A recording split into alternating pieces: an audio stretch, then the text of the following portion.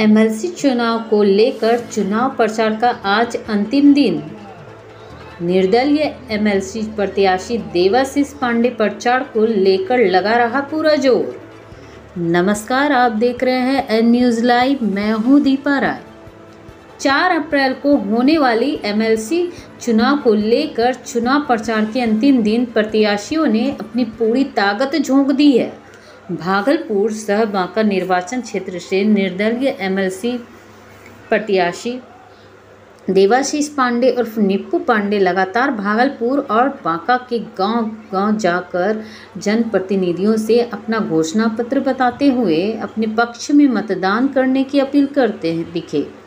देवाशीष पांडे को लगातार जनप्रतिनिधियों से मिल रहे समर्थन के कारण भागलपुर सह बांका निर्वाचन क्षेत्र का चुनाव रोचक मोड़ पर पहुंच गया है, जहां एक ओर एनडीए से जदयू प्रत्याशी विजय कुमार सिंह हैं, तो दूसरी ओर महागठबंधन से वामदल के प्रत्याशी संजय कुमार यादव चुनावी मैदान में हैं, जबकि निर्दलीय के रूप से बेलहर से जदयू विधायक मनोज यादव की पत्नी शिंपल देवी मैदान में खड़ी हैं।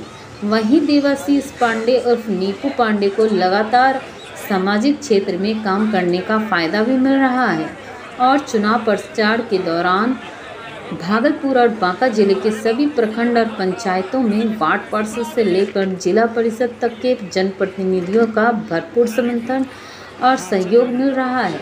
इस दौरान लोगों के सहयोग से उत्साहित देवाशीष पांडे ने कहा कि जनप्रतिनिधियों के दबाव में वे चुनावी मैदान में उतरे हैं और वार्ड सदस्य से लेकर जिला परिषद तक के सदस्यों की आवाज़ को सड़क से लेकर सदन तक उठाएंगे और माहौल बता रहा है कि धन बल और बाहुबल को हराकर प्रेम बल को जिताने का काम करेंगे। इस दौरान तारकेश्वर चौधरी, सरोज कुमार, देव नारायण मंडल, सुरेंद्र मंडल, जितेंद्र पासवान, सुरेंद्र यादव, राम रतन जतन मंडल सहित सैकड़ों समर्थक मौजूद थे। देखिए न्यूज़ लाइव की ये रिपोर्ट विकास कुमार के साथ। ठीक मन कर रहे हैं, लोगों का जनप्रतिनिधियों का काफ़ी सहयोग मिल रहा है। अपने आप को चुनावी मैदान में कहाँ पाते हैं? आप तो जान ही रहे हैं कि हम जनप्रतिनिधियों के सम्मान में इस बार भागलपुर बांका के एमएलसी प्रत्याशी के रूप में चुनाव लड़ रहा हूँ। जिस प्रकार से मुझे यहाँ के सम्मानित जनप्रतिनिधियों, वार्ड सदस्यों एवं मुखिया, पंचायत समिति, जिला परिषदों ने मुझे सम्मान दिया है, मैं इस जीवन में तो उनका कर्ज कभी नहीं चुका पाऊँगा। और मैं आपको माध्यम से आपको विश्वास दिलाता हूँ, जिस तरीके की समस्या हमारे वार्ड सदस्यों के साथ है, जिस तरीके का समस्या हमारे पंचायत प्रतिनिधियों के साथ है, उन समस्या के साथ मैं सड़क से सदन तक उनके साथ खड़ा रहूँगा।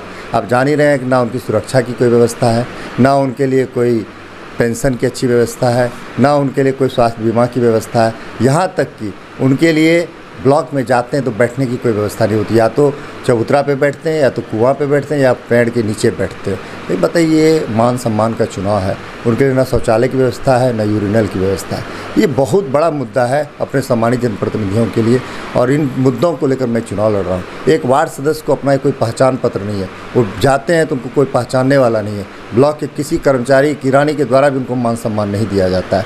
इन सभी मुद्दों को लेकर मैं चुनाव लड़ रहा हूँ और मुझे पूर्ण भरोसा है कि हमारे सम्मानित जनप्रतिनिधि मेरी भावना के साथ साथ हमें दिल से मदद करेंगे और 4 तारीख को मेरे क्रमांक 5 पर प्रथम वरीयता का मत देकर हमें विजयी बनाएंगे। और सबसे बड़ी बात, मैं जब क्षेत्र घूम रहा था तो मैंने कई ऐसे दिव्यांग वार्ड पार्षद प्रतिनिधि को से मिला और उनकी समस्याओं को देखा, तो मेरे मन में बात आया कि भाई देखिए, कम से कम अपने जो दिव्यांग जनप्रतिनिधि हैं उनके लिए सरकार को अलग से व्यवस्था करनी चाहिए, उनको अधिक सुविधा देनी चाहिए, क्योंकि वो दिव्यांग होने के बावजूद ही एक सामाजिक कार्य को कर रहे हैं और सामाजिक कार्य का अच्छे से निर्वहन कर रहे हैं। इसलिए मैं सरकार से भी अपील करूंगा कि उन्हें बेहतर सुविधा मुहैया करने का कष्ट करें।